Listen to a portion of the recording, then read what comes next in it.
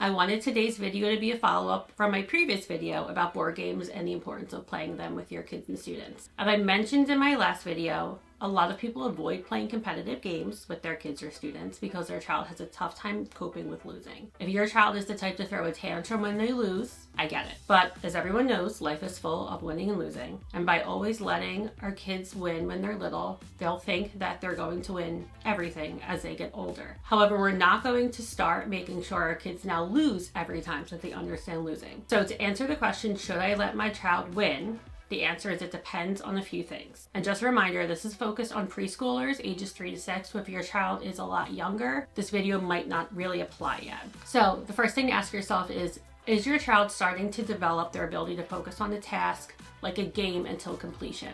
Are there other skills like cognitive skills or using verbal language or following one-step directions? Are these already a struggle for them? If so, I'd say yes, let them win, because your goal is to develop their confidence and skills in other areas so that playing a game is a positive experience for them. Then, once those skills start coming easier, you can make it more fair and start focusing on the social interaction aspect. Sometimes I'll let the game continue after a student wins. Sometimes I'll do this depending on the child or the group of kids playing. A lot of times kids just don't want someone to win because they don't want the game to end. They just want to keep playing. So just say we're playing Candyland. Sometimes after one student wins, I'll say something like, "Oh, Joey made it to the castle first. He won. Nice job, Joey. Let's keep playing so that everyone can get to the candy castle too."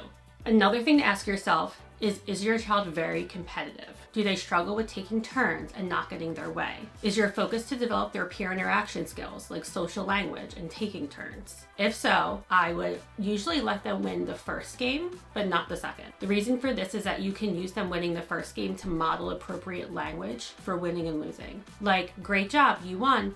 I didn't win, but that's okay because we had a great time. Let's play again." Then, when they lose that game, you'll model the phrase, "I won this time, I had a lot of fun." Then gauge their reaction. If they're fine, then move on quickly. So it takes a lot of practice and exposure to games, but eventually this will be a skill that your child or student does get stronger at over time.